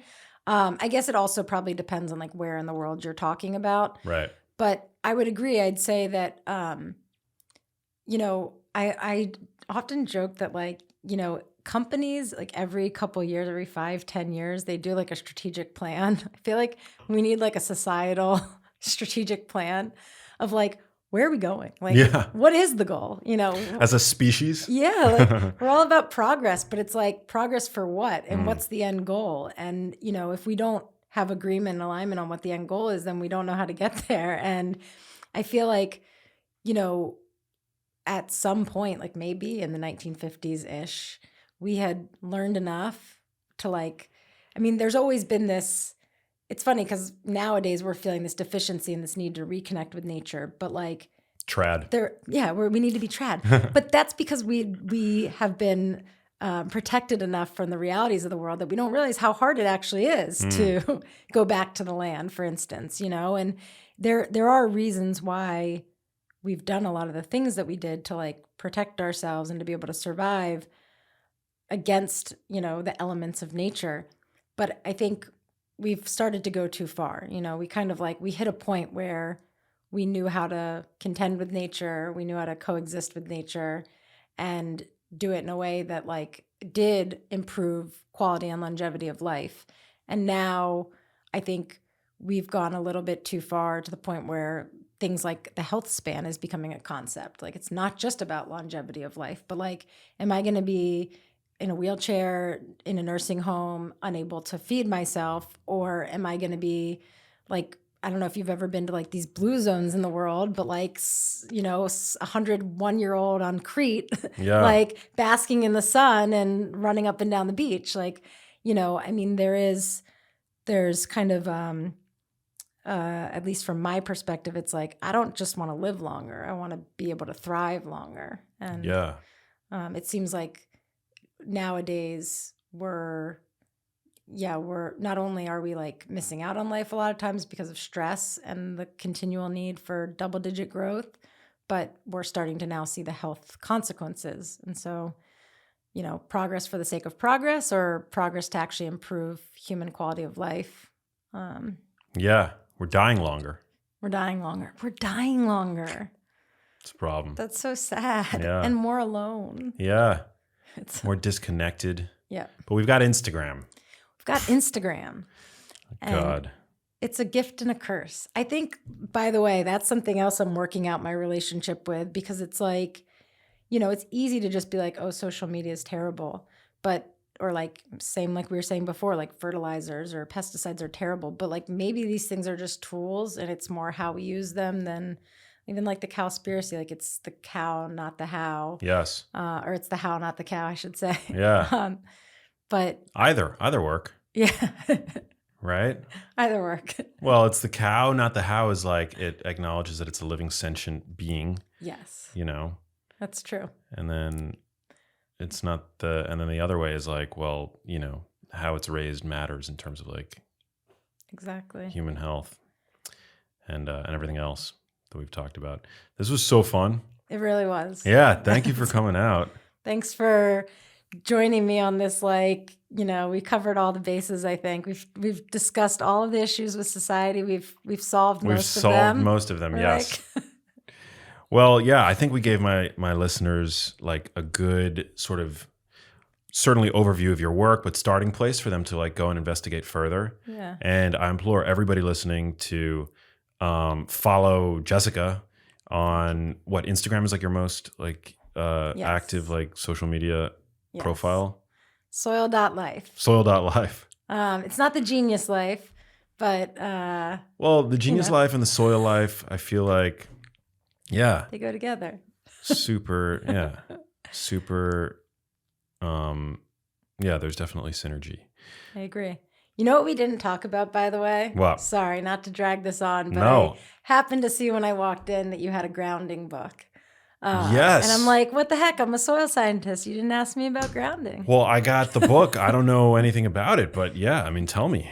So I'll try to be brief since we're at the end here. Well, I got it sent to me by the person who wrote it. So wow. I haven't yet like opened it, but please tell me. I mean, like, okay. This is one of like the nerdy things that actually got me into soils, or one could argue the woo-woo-y things that got me into soils, although I might argue there's some scientific basis. When I was doing that woofing, working on farms, something that I started doing a lot more that I had done when I was young, but I never really realized the connection, was just walking around barefoot more. And I started being more intentional about it. Like it used to just be like as a kid running around in the neighborhood or at the pool, like I just was barefoot all the time. Yeah. But when I was on these farms, I was getting more into meditation and sort of like, exploring spirituality. And so I started doing this idea of grounding, where you stand on the ground barefoot and you're just kind of intentionally meditating, and opening up to this connection with the land. And I just would feel incredibly invigorated after doing it. Some people argue that it helps with all these health ailments. I wasn't dealing with any health ailments at the time. I just was, trying to discover myself and figure out what my place in the world was. And I had some incredible meditative experiences doing this. Like I would meditate in my room and then I would go meditate outside, standing on the ground barefoot. And it was just like, I haven't done much. I've tried mushrooms once in my life, but so I can't really speak too much to psychedelics, but it felt like I was on drugs. It Wow. was just like colors and shapes and just like wild visuals in my meditation actually. And I just felt incredibly connected to the earth from doing this. And then, kind of wanting to like understand more or see, is there any sort of like scientific basis to this? Yeah, I was going to ask. They actually have done studies at NIH and shown actual like ionic exchange of ions from the soil into the feet. And again, kind of like now that I've learned more about soils and I understand that they are these like giant redox systems. So we talked about oxidation before, but like microbes are engaging in these oxidation reduction reactions, transferring electrons to one another. There's incredible amount of salts in the soil solution, the water that's moving through soils. And so they are these like, there's all this electrical exchange happening in them. And then learning more about the human body and the number of nerve endings. I mean, it stands to reason that the endings of your nerves are in your feet. And there's just like so much of these nerves that never get exposed to sort of like interaction because we're in our shoes and with a stable footing, right? But it used to be that like all of them were getting kind of activated, so to speak, touching different parts of the land surface. Wow.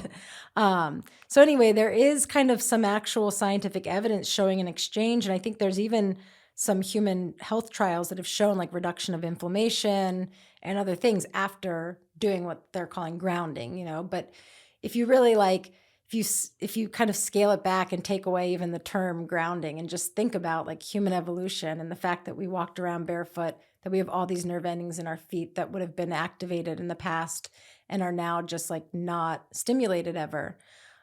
It stands to reason that there's like a connection there. Amazing. But is it appropriate to say then that like standing on the ground barefoot on the earth has like antioxidant value? That's what people would argue, that exchange of electrons is actually having an antioxidizing effect, that you're giving your body electrons that can attach onto free radicals and kind of, what's the word, not disband them, but kind of make them less radical or unstable. And free radicals are, I mean, like when those overtake the body, right? Biological systems, that's when you get like aging, decay. Oxidative stress, right? Wow. Yeah. So, I mean, there's a lot of little dots that need to still be connected, but I think there's a lot of like scientific justification for it. And if you do it, I would encourage you all, don't take my word, take off your shoes, go outside, be intentional about it, close your eyes, because obviously like we're inundated with stimuli and our eyes are really good at picking them up, and it can make it hard to like use our other senses. But if you just go out, just try it, close your eyes, don't take my word, and just stand there and see how you feel. I think that part's kind of, it's irrefutable. Like you do feel something. Definitely. I definitely do. Like whenever if I'm traveling, like if I've spent the day in an airplane. Yeah. And I make it to like a beach or a, patch of grass. Yeah, it's great. It's amazing. It's an amazing feeling. And you kind of can't, it's funny because like we do all these like scientific studies, but like the tongue, like there's like certain human senses that are just like way more refined than a scientific instrument's ever going to be. Like we can talk all day about the nutrient density differences from regenerative management and conventional management. But like if you go taste a strawberry from like a local regenerative farm, and then you go buy one in the supermarket, it's going to be like 10 times larger. There's that like breeding for calories and water weight, but it's not going to taste like anything, and our tongues pick up on that, whether like we can prove it in a scientific study or not. I'd say the same with like grounding. Like it might take a while to fully connect all the dots and prove that this has this health outcome, but if you go do it, you'll feel it. And maybe that's enough. Is there any validity to any of these like devices or Have you looked into that? That's where it gets trickier. I think like sometimes when we turn things into, it's like the plant-based food thing. Like it's Yeah. like, let's make it a market and now it's going to be ultra processed also. You're right. Because like I do think that there's a lot of benefit to, for instance, one of these things in regenerative is the idea of cover cropping, like keeping the ground bare even when you're not producing your cash crop. But a lot of those cover crops could be like garbanzo beans or things that you could harvest that would add to the diet and, you know, possibly be nutritious. And so I guess what was my point there? I don't even About know. like ultra processed, that like the grounding products Oh, are the like products. Yeah. So yeah, it's like there could be a good way of looking at from the food perspective of like getting more plants into the diet, but instead we take it to like this ultra processed thing that's super profitable.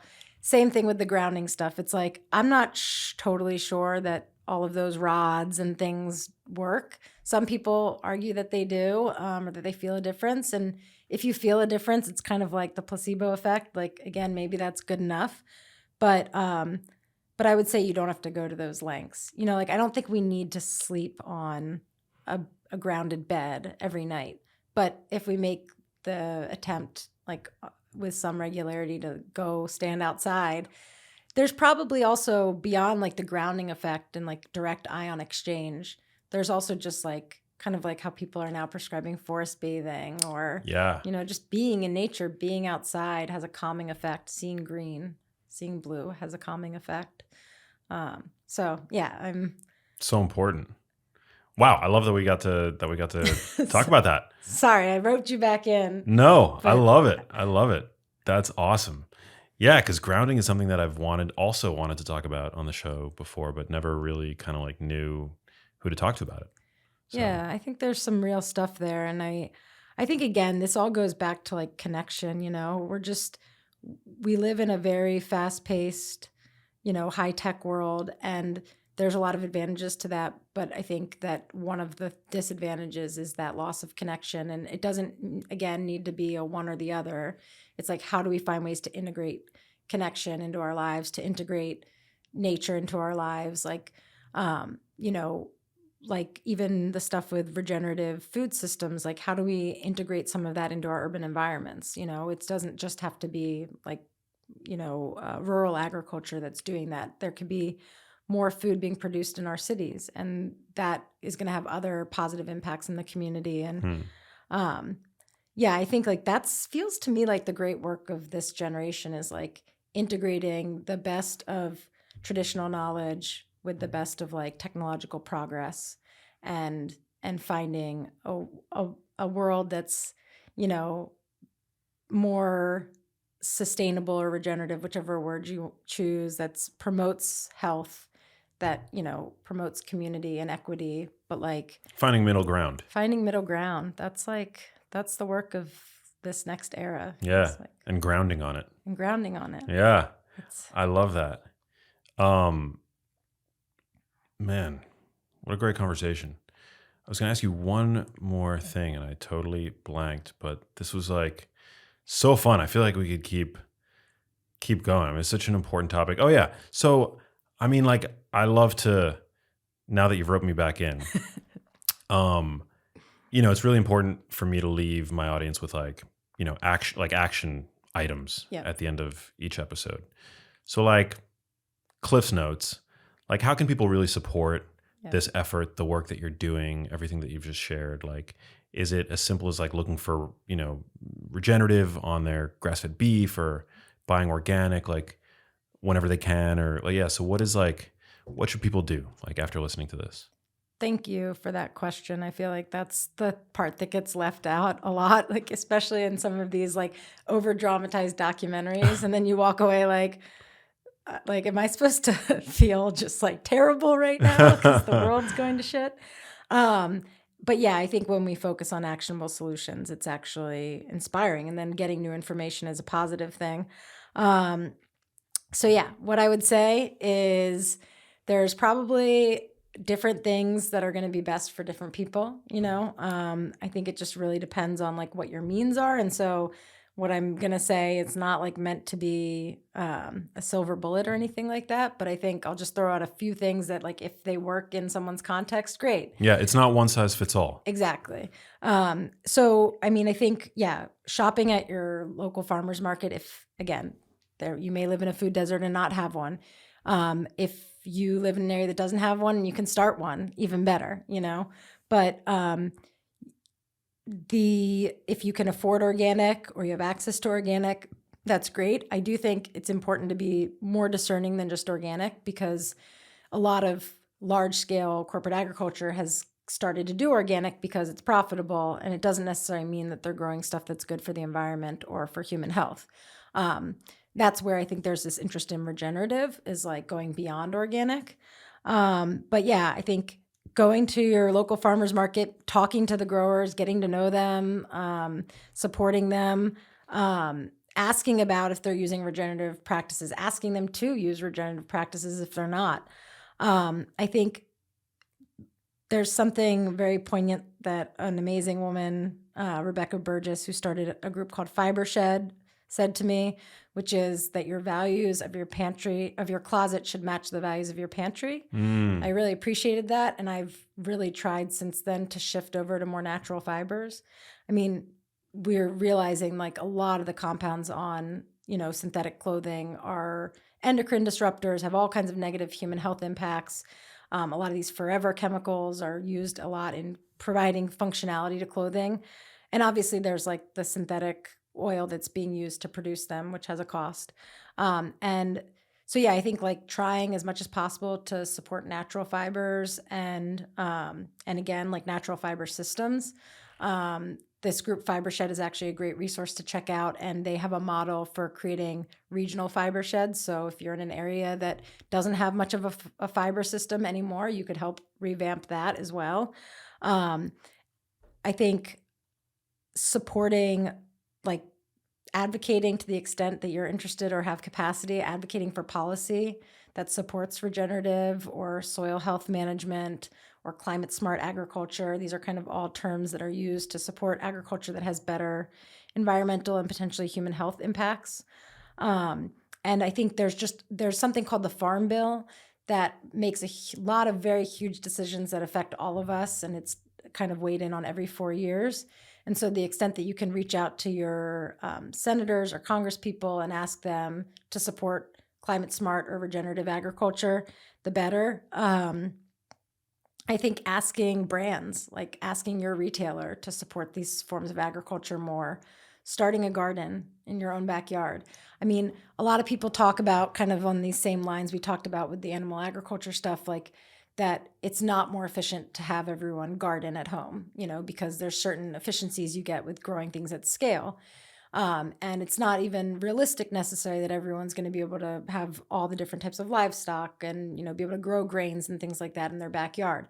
But some of the things that are challenging to maintain or, keep fresh after harvesting are really great things to grow in your garden, like lettuce or tomatoes or peppers. And that takes some of the burden off the food system. It provides you with like fresher food that you can feel good that you grew yourself and that you can grow without any chemicals, synthetic chemicals.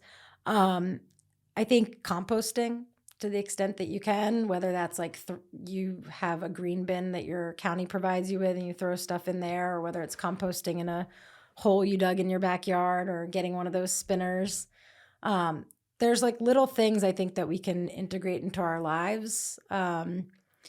Yeah, and if you don't have a backyard to do a garden, if there's like a city lot that is vacant that you can advocate to get turned into a community garden. Wow. I'm probably throwing too many things out here. No, we like it. If you go to @soil.life, and there's a link to our website, soillife.org, and we have a number of different ways to get involved, whether it's like at home, in your community, with legislators, through donations, whatever. Different people have different ways or capacities to engage. And I think there's something we can all do, but kind of back to what you said before, it's like the smallest thing we can all do is just try to find common ground with people. Like, we're so polarized right now. Yeah. It's just like, and again, like the interests of agriculture and the environment are shared by all of us, and yet we pin them against each other. Yeah. And it just doesn't have to be like that. I mean, we see it, not to get too political, but I will, just a little political. Like, Yeah, I love it. Like, it doesn't serve any of the average person for the Democrats and Republicans to be so pinned against each other. Right. Like, we have much more in common than we do that separates us. And if we realize the political power we have in uniting, we could actually make change with the large amount of corruption that's currently happening in our government. But we are too busy fighting each other. And so I think, the best that we can all do to kind of connect with each other, to listen, to understand each other, and then find compromises or common ground that meet all of our values. It's asking too much. I know. Stay off Twitter, Jesus. No, it's like, I mean, it's so true. I get this all the time in like the nutrition world, like because we have like crazy tribalism in nutrition. Yes. The vegan zealots hate me, and it's like, we actually probably have way more in common than we do not in common, like, and at the end of the day, all I care about is people's health, right? So it's like, why are we fighting about this? But it's like, it's just a microcosm. You see it everywhere. It's like across the board these days. It's true. On every topic. It's true. But like, just as much as we should have compassion for animals in feedlots, we have to have compassion for each other, and that we're from different walks of life and have different lived experiences. And, that it's not so black and white. Like, it really, it's not a simple, easy answer, as much as like some would have us believe like we've got it figured out on the meat versus plant-based. It's like, we don't. The science is not settled. Yeah. I saw a study recently posted by somebody in the carnivore camp, but that obesity is associated with like a vastly, maybe not vastly is probably an overstatement, but like 20% higher carbon emissions.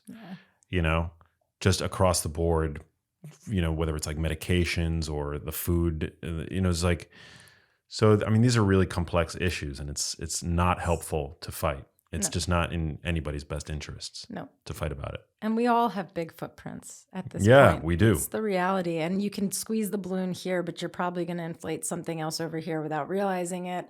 And it's just like, I agree. I think if we fight each other, we're just going to keep the status quo going. But if we at least like open ourselves to understanding each other, then we can come up with solutions that actually are viable. Yeah. Well, you're so balanced. You're so brilliant. I'm so happy that I had you in here. And I hope that people listening to this, if they have other podcast hosts, that they invite you to come onto their show. Because I feel like you're a great champion for this topic, and like, given your lived experience, I think you're a great spokesperson for the cause. And you don't seem to be like, you're not a zealot. You don't have like this extreme message that we all have to like give up, like cross out, an important large food group in order to make the planet, to save us from burning up. It's just, that's the kind of message that we need today. Thank you. And so, thanks for doing what you do. Thank you. That means a lot, by the way. I feel like it didn't happen overnight. It was a lot of leaning into discomfort and challenging my own ideas. And honestly, that's why one of the first things I said was like, go to your farmer's market and talk to growers about what they're doing, because it changed my perspective a lot. I mean, I grew up fairly liberal, just like in a Democratic family, and I just had a different vision of what like a conservative was or what a farmer was. And once I started meeting them and seeing their hearts, it was like, oh, like I have it all wrong, and anyway, so I think it takes a while, and it's not easy necessarily. I appreciate that it's appreciated and acknowledged, so thank you. Hey, if you liked that video, you need to check out this one here, and I'll see you there. We were doing everything was fresh, right, raw. Fruits, vegetables, seeds, nuts, seaweeds, and sprouts. Everything had a 3 or 4 day shelf life. We were bottling in glass. We used no artificial sweeteners, no sweeteners at all. So we wouldn't even use coconut sugar or agave.